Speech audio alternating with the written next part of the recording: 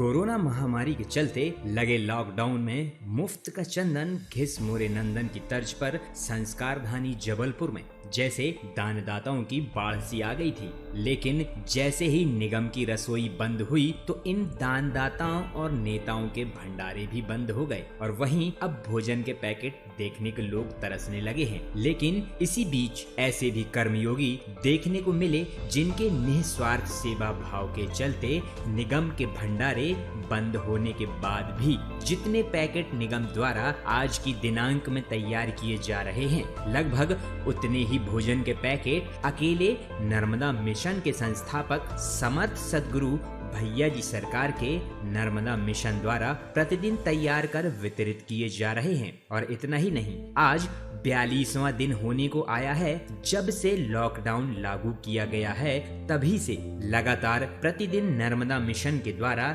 यह जनसेवा जारी है। इस समर्थ महासेवा के जरिए मां नर्मदा पथ परिक्रमावासी असहाय पीड़ित दिव्यांगों एवं जरूरतमंद मजदूर वर्ग, अप्रवासी श्रमिकों, नेशनल हाईवे पर चल रहे ट्रक चालकों, यात्रियों, अप्रवासी विद्यार्थियों एवं कोरोना फाइटर्स को आहार तथा राहत सामग्री उपलब्ध कराई जा रही है। साथ ही मीडिया कर्मियों को इनके द्वारा पीपीई किट भी उपलब्ध कराई जा रही है ताकि मीडिया कर्मी कवरेज करते समय सुरक्षित रहें और जन जन को शासन और प्रशासन द्वारा दिए जा रहे दिशा निर्देशों, सावधानियों एवं सामाजिक दूरी बनाए रखने के लिए जागरूक कर सकें। नर्मदा मिशन के समर्थ सेवकों द्वारा नगर में लगभग 8000 से 9000 असहाय जरूरतमंदों को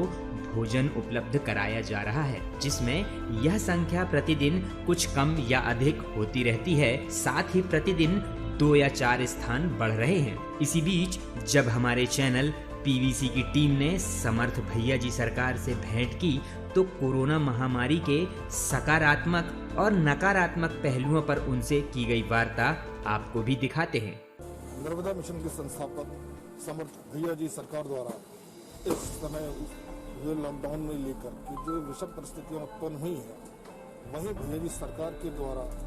2 रसोइयों का आयोजन किया गया है। इस रसोई से न जाने कितने पैकेट्स खाना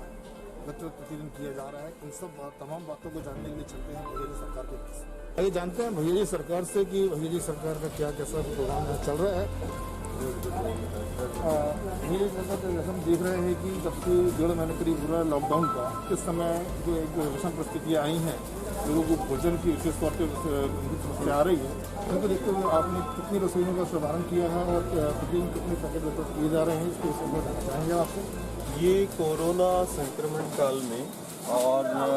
इस कोरोना महामारी की रोकथाम के लिए राष्ट्र हित में लिया गया जो फैसला है लॉकडाउन, इस लॉकडाउन की स्थिति में हमने देखा कि जो मजदूर वर्ग है या फिर अप्रवासी वर्ग है, जो लॉकडाउन के कारण कहीं ना कहीं गांव नगर में फंस गए हैं, उन अप्रवासी मजदूरों के लिए नर्मदा परिक्रमा करने वाले वो परिक्रमा वासियों के लिए और मजदूर वर्ग के लिए, असहाय पीड़ित जनों के लिए, जब से ये लॉकडाउन हुआ है, ये आज 41वां दिन है और पूरे 1 माह से ज़्यादा नर्मदा मिशन परिवार को हो गया कि वो हज़ारों ज़रूरतमंद लोगों को और असहाय पीड़ितों को जो है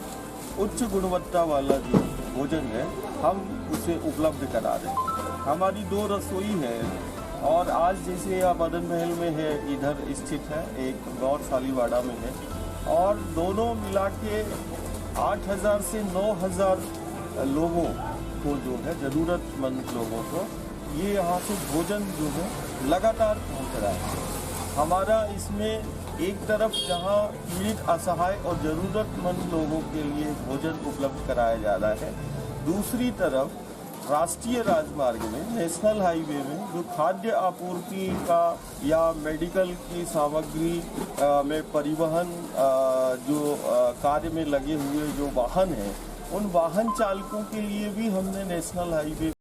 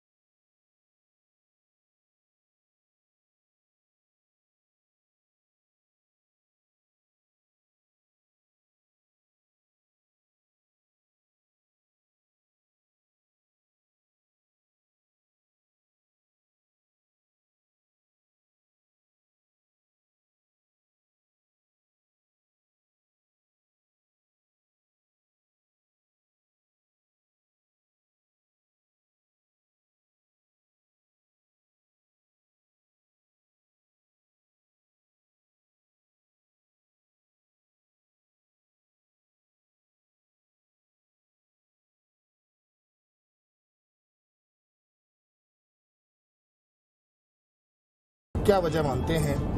भैया जी समझ सका? ये आज कोरोना संक्रमण काल में और इस महामारी में जहां एक तरफ पीड़ित मानवता का हम दृश्य देख रहे हैं और इस संक्रमण काल में मानव प्रजाति जूझ रही है अपने जीवन को बचाने के लिए, वहीं दूसरी तरफ जब हम जीवन को बचाने के लिए संघर्ष गांव, नगर, समाज, राष्ट्र और देश दुनिया कर रही है, उसी देश दुनिया में एक कोरोना संक्रमण काल का दूसरा पहलू है कि वो जीवनदायिनी हो या प्रकृति माँ हो। वो मुझे ऐसा लगता है कि कोरोना संक्रमण काल में जितना नर्मदा का, गंगा का, यमुना का या अन्य जीवनदायिनी नदियों का जो शुद्धिकरण हम 16 वर्षों से शुद्धिकरण और संरक्षण का कार्य कर रहे थे, वो इस कोरोना काल में जो है स्वतः ही ऐसा उस माँ प्रकृति और उस माँ नर्मदा ने स्वतः ही वो शुद्धिकरण का कार्य कर लिया है। आज हम जैसे अभी देखेंगे कि माँ नर्मदा का जल जो है वो कंचन जैसा है, साथ में उस जीवनदायिनी का जो जीवन क्षेत्र है जिसे हम राइपेरियन जोन बोलते हैं, हरित क्षेत्र बोलते हैं, जहाँ वो जीवनदायिनी का जीवन क्षेत्र है जिसे जल संग्रहण क्षेत्र बोलते हैं, हम विगत 16 वर्षों से देख रहे हैं कि ये पहला एक ऐसा अवसर आया है जब वो जीवनदायिनी के जल संग्रहण क्षेत्र पूर्णतः सुरक्षित है, संरक्षित है। उसमें किसी प्रकार का कोई खुदाई, कोई किसी प्रकार की वो पेड़ों की कटाई नहीं हो रही, किसी प्रकार का खनन नहीं हो रहा है। उस जल संग्रहण क्षेत्र को में किसी प्रकार का कोई अतिक्रमण नहीं हो रहा है, वो पूर्णतः संरक्षित है। और इसी कोरोना संक्रमण काल में हम ये भी देख रहे हैं कि हमारे आसपास का जो वातावरण है वो वायुमंडल का भी शुद्धिकरण हुआ है और प्रदूषण बहुत ही कम हुआ है। तो कहीं ना कहीं हम यदि दूसरा कोरोना संक्रमण काल का दूसरा पहलू हम यदि देखें तो उसमें वायुमंडल का शुद्धिकरण हुआ है, उसमें हमारी जीवनदायिनी जो पवित्र नदियां हैं, चाहे वो गंगा हो, यमुना हो या मध्य भारत को जीवन देने वाली वो माँ नर्मदा हो जो करोड़ों को जीवन दे रही है, वो आज जो है पूर्णतः स्वच्छ है और उसके तट और पथ पर किसी भी प्रकार का कोई छेड़खानी या किसी भी प्रकार का कोई अवैध उत्खनन या उसका दोहन नहीं हो रहा है। कहीं ना कहीं इस कोरोना संक्रमण काल में वो महाकाल का संदेश छिपा हुआ है। जब हम पीड़ित मानवता को बचाने का हम एक तरफ प्रयास कर रहे हैं, वहीं दूसरी तरफ जो है प्रकृति को जो समाज ने घाव दिए और प्रकृति का जो अंधाधुंध दोहन हुआ, मूक पशुओं के साथ अत्याचार हुआ और जब सदी में ये महामारियां और प्राकृतिक आपदाएं तभी आती हैं और जब प्रकृति के साथ अंधाधुंध दोहन होता है, धरा के साथ जो है अंधाधुंध जब छेड़खानी होती है, हमारी धेनु वो गौवंश के साथ अत्याचार होता है, मूक पशु पक्षियों को स्वार्थ के वशीभूत मारा जाता है, तो इसके बदले में जो है वो महामारी और प्राकृतिक आपदाओं का दौर जो है सदी में आता है। और इस सदी का ये सबसे बड़ा संदेश है कि जब हम उस पीड़ित मानवता को और अपने जीवन को हम बचाने की बात कर रहे हैं, वहीं दूसरी तरफ वो करोड़ों को जिंदगी देने वाली और हमारा जीवन, हमारा धर्म सब प्रकृति प्रधान है। कहीं ना कहीं इस कोरोना संक्रमण काल में उस महाकाल का संदेश छिपा है कि हम प्रकृति से प्रेम करें, प्रकृति का संरक्षण और संवर्धन करें। जिस प्रकार जन्म देने वाली वो जननी की, उस माँ की हम सेवा घर पे करते हैं, वैसे ही हमारे गांव, नगर को, प्रांत को, देश को जो जीवन दे रही है, उस जीवनदायिनी की संरक्षण और संवर्धन के लिए आज समूचे समाज को संकल्प लेना पड़ेगा कि जब हम अपने बचाव के लिए घरों पर बैठे हैं, तब हमारे वो करोड़ों को जिंदगी देने वाले का वो द्वार, वो माँ नर्मदा के द्वार बड़े स्वच्छ हैं और सुरक्षित है। और जब तक वो सुरक्षित है और स्वच्छ है, तभी तक हमारा समाज और हमारा परिवार भी सुरक्षित रहेगा। वही सर मैं ये जानना चाहता हूँ, कहीं ना अभी जैसे हम देखते रहे लॉकडाउन के पहले भी और सदियों चला आ रहा है कि माँ नर्मदा को दूषित करने का काम कहीं फूल के माध्यम से, पत्तों के माध्यम से, दोनों के माध्यम से किया जा रहा है। और अब जब ये नहीं आया तो काफ़ी कुछ है, तो ऐसे लोगों के भक्तों, नर्मदा भक्तों के लिए माना उनकी आस्था है, प्रदेश की रक्त वाहिनी है, उनकी आस्था है, मगर इसके विषय में आप क्या संदेश देना चाहेंगे कि ऐसा ना करें, या करें तो एक विधि विधान से क्या सुचारू व्यवस्था सरकार की तरफ से होनी चाहिए, इसमें क्या रोशनी मिलेंगे? निश्चित रूप से इस कोरोना महामारी और ये संक्रमण काल जो है, जो हमारी गांव नगर की जीवन शैली बहुत बदलाव आ गया था और भौतिकवाद हो गया था, जब व्यक्ति और परिवार निजी अपने स्वार्थ के लिए जो है वो प्रकृति का जब वो अंधाधुंध दोहन करता था और कहीं ना कहीं माँ नर्मदा के तट पर बंदगी करते हुए वो उसी के हाथों से गंदगी हो जाती थी। आज 1.5 माह से हम और आप देख रहे हैं कि जब घरों में हम अपने आप को सुरक्षित महसूस कर रहे हैं, वहीं माँ नर्मदा के द्वार पर वो द्वार पूर्ण स्वच्छ है। कहीं ना कहीं ये संदेश छिपा हुआ है कि जब हम अपने घरों से जब माँ नर्मदा के द्वार जाते हैं, जहाँ से हमारा जीवन चल रहा है, तो आज कहीं ना कहीं हमें अपनी जीवन शैली में परिवर्तन लाना होगा, दैनिक दिनचर्या में हमें परिवर्तन लाना होगा कि हम जब भी अब पूर्ण रूप से जब कोरोना मुक्त समाज होगा, जो समाज के प्रत्येक व्यक्ति को ये पूर्ण संकल्प के साथ कि हमारे द्वारा वहाँ जो गंदगी होती थी, हमारे द्वारा जो कहीं ना कहीं गांव नगर के चंद लोग जो है माँ के आंचल को छेड़ा करते थे, माँ के आंचल को दूषित करने का काम करते थे, कहीं ना कहीं पूरे समाज को फिर से संकल्प लेना पड़ेगा। ये कोरोना काल महाकाल का संदेश दे रहा है और ये शिवपुत्री है। कहीं ना कहीं हमारे द्वारा जो फूल या पॉलीथीन या तीर्थ क्षेत्र में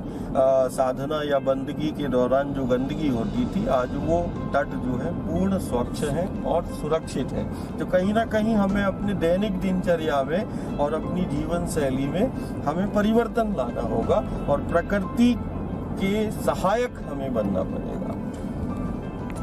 भैया सरकार से हम कुछ और भी जानना चाहेंगे, जैसे कि ये कोरोना महामारी का दौर आया है तो लोग तमाम प्रकार की अलग अलग प्रकार की भविष्यवाणियां कर रहे हैं, बहुत सारी कयास लगाए जा रहे हैं। तो कुछ गर्मियों को लेकर कहा जा रहा है कि गर्मियों में कोरोना का असर कम होगा। तो भैया जी से जानना चाहूँगा कि अध्यात्म के नाते इसमें क्या सच्चाई है और कहाँ तक जाना चाहिए? मेरे मतानुसार जब भी सदी में महामारी या प्राकृतिक आपदाएं आती हैं देश दुनिया में, तो उसके पीछे मेरा जो चिंतन रहा है वो है प्रकृति के साथ अंधाधुंध दोहन, और प्रकृति के साथ जब जब इंसान ने, मानव ने छेड़खानी की है या मूक पशु पक्षियों के साथ अत्याचार हुआ है या हमारी धरा और धेनु के साथ छेड़खानी हुई है, तब जो है ये स्थिति देश दुनिया में निर्मित हुई है। कहीं ना कहीं भविष्यवाणियाँ तो बहुत होती हैं, लेकिन कभी गर्मी में कभी ठंड में, लेकिन अभी जो दौर चल रहा है ये पूर्णतः प्रकृति का अंधाधुंध दोहन के कारण, प्रकृति का छेड़खानी के कारण, धरा और धेनु के दोहन के कारण, मूक पशु पक्षियों और गौवंश के अत्याचार का परिणाम जो है ये महामारी के रूप में, और अभी इससे पहले कुछ वर्ष पहले उत्तराखंड की वो महात्रासदी कहें या कावेरी की वो सुनामी कहें या फिर कभी ऐसी ये महामारी कहें, ये महामारी और आपदाओं के मूल में वो प्रकृति ही हम इसको मानते हैं। और कहीं ना कहीं हम यही संदेश आपके माध्यम से देना चाहते हैं कि हमें पुनः प्रकृति की ओर लौटना पड़ेगा, हमें पुनः अपनी संस्कृति को अपनाना पड़ेगा। हमारी जो प्राचीन संस्कृति और परंपराएं रही हैं, हमारा जो धर्म रहा है वो प्रकृति प्रधान रहा है, और जब भी प्रकृति और संस्कृति से व्यक्ति, परिवार और समाज विमुख होगा, ऐसे ही आपदाएं और महामारियां उसके समक्ष होंगी, और ऐसे ही आपदाओं और महामारियों का वो विश्व समुदाय को सामना बारंबार करना पड़ेगा। यदि हम इन महामारियों और आपदाओं का सामना नहीं करना चाहते तो हमें पुनः जो है प्रकृति के समीप जाना पड़ेगा, प्रकृति से प्रेम और प्रकृति का एक सहायक बनना पड़ेगा। जैसे प्रकृति हमारी सहायक है, हमें उसका सहायक बनना पड़ेगा और कहीं ना कहीं धरा और धेनु के संरक्षण और संवर्धन पर हमें कार्य करना पड़ेगा। तो बहुत अच्छा संदेश दिया भैया सरकार ने कि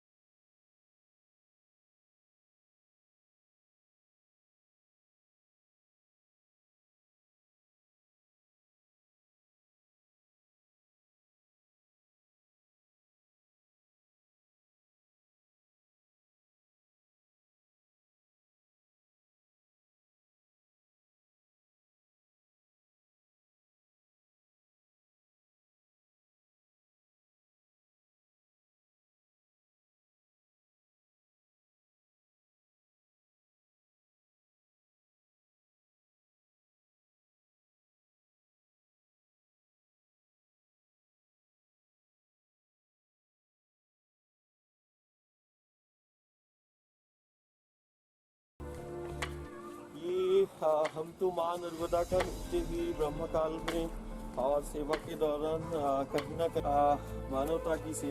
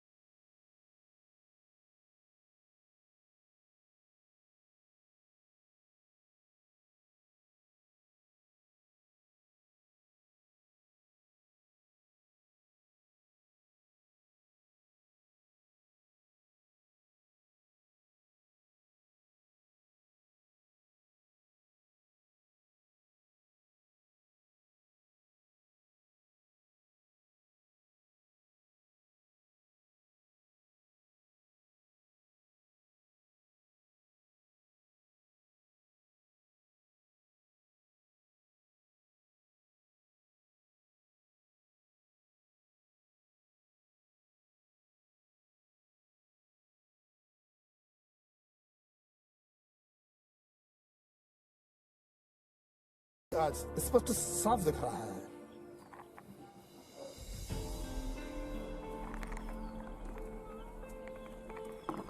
भैया जी, ये मान्यता है कि कोरोना काल में कुछ लोग ऐसे कह रहे हैं कि कोरोना काल में एक महाकाल का जी का संदेश छुपा हुआ है, तो क्या कहेंगे आपसे? कोरोना काल में महाकाल का संदेश ये हम भक्त प्रेमियों से बोल रहे हैं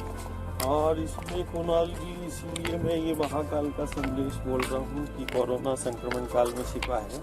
कहीं ना कहीं जहाँ एक पहलू पीड़ित मानवता को हम देख रहे हैं और उसको बचाने का हम प्रयास कर रहे हैं। जब व्यक्ति अपने जीवन को बचाने की बात कर रहा है और जीवन को सुरक्षित करने के लिए संघर्ष कर रहा है, वहीं एक कोरोना संक्रमण काल का दूसरा पहलू है जो हमारी जीवन दायिनियाँ हैं, चाहे वो गंगा हो, चाहे वो यमुना हो, गोदावरी हो, कावेरी हो या मध्य भारत की माँ नर्मदा, हमारी यशोदा जो करोड़ों को जीवन दे रही है। इस कोरोना संक्रमण काल में वो जीवन देने वाली, करोड़ों को जीवन देने वाली का जैसे आपने भी देखा है, आंचल आज पूर्णतः स्वच्छ है। कंचन जैसे जल आपने देखा, ये अमृत तुल्य जल जिससे हमारा जीवन चलता है। और इसका जो तटीय क्षेत्र है, ये घाट और नर्मदा के पथ है, हम ये देख रहे हैं कितने स्वच्छ है। इस एक तरफ ये तट और पथ जो है वो संरक्षित है, दूसरी तरफ माँ नर्मदा का जल का भी शुद्धिकरण हुआ है, जो आने वाले समय में करोड़ों जनों के लिए लाभ देगा। ये अमृत तुल्य जल। कहीं एक संदेश छपा हुआ था महाराज कि कई वर्षों पूर्व, आज से 40-50 वर्ष पूर्व जो है नर्मदा कुछ ऐसी दिखती थी। आज वो 1.5 माह के लॉकडाउन में केवल अंतराल में सामने आया है। ये निश्चित रूप से ऐसा ही हम आपके माध्यम से कहना चाहते हैं कि कहीं ना कहीं प्रकृति अपने घाव को जहाँ भर रही है, और प्रकृति स्वतः ही समन्वय और संतुलन निर्वाह कर रही है और बना रही है। इसमें हम यही हैं, जब हम अपने घरों पर हैं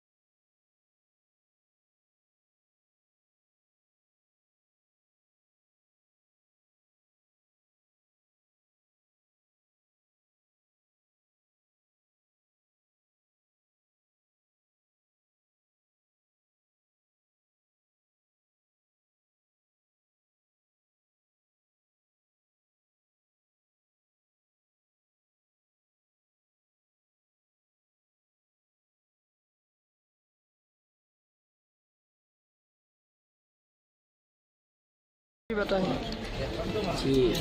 ये नर्मदा मिशन का जो संकल्प है हमारे भैया जी सरकार पर, कुछ भैया जी सरकार का, कि जब तक ये लॉकडाउन की अवधि चल रही है, हमारे जबलपुर के हर कोने में जहाँ जहाँ तक मजदूर वर्ग है, गरीब असहाय निर्धन वर्ग है, उनको भोजन उपलब्ध कराना। इसी तारतम्य में नर्मदा मिशन के एक छोटे से कार्यकर्ता के रूप में एक छोटा सा भजन है, और बड़ा ही सुंदर भजन। क्या कहना है? अरे दे रहे हैं सरकार रे भैया जी सरकार रे, और भूखे को भोजन प्यासे को पानी दे रहे हैं सरकार रे भैया जी सरकार रे, भैया जी सरकार रे, भूखे को भोजन प्यासे को पानी दे रहे हैं सरकार रे। अरे नर्मदा मिशन की एक ही आशा, और कोई न भूखा रहे न प्यासा। अरे नर्मदा मिशन की एक ही आशा, और कोई न भूखा रहे न प्यासा। तो दे रहे हैं सरकार रे भैया जी सरकार रे, भूखे को भोजन प्यासे को पानी दे रहे हैं सरकार रे। और कोई न भूखा सोए भैया, अरे कोई न भूखा सोए भैया, ये संकल्प हमारा भैया। कोई न भूखा सोए भैया, और यह संकल्प तुम्हारा भैया। तो हमारे सारे नर्मदा मिशन का एक ही संकल्प है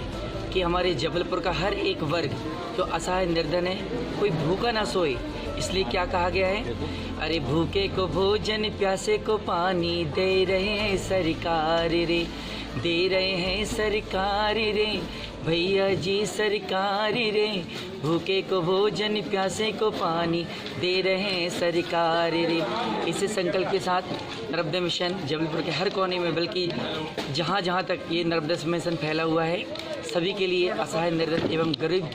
मजदूर वर्ग के लिए भोजन उपलब्ध करा रहे हैं। धर्मदेहर, जय सिया। अपने आसपास की हर छोटी बड़ी खबर देखने के लिए हमारे चैनल पुलिस ब्यूरोक्रेट्स न्यूज को बेल आइकन दबाकर सब्सक्राइब करें, जिससे आपको हर खबर समय से मिलती रहे। अधिक जानकारी के लिए हमसे संपर्क करें। हमारे कॉन्टैक्ट नंबर हैं 9039011886 एवं 9770229999।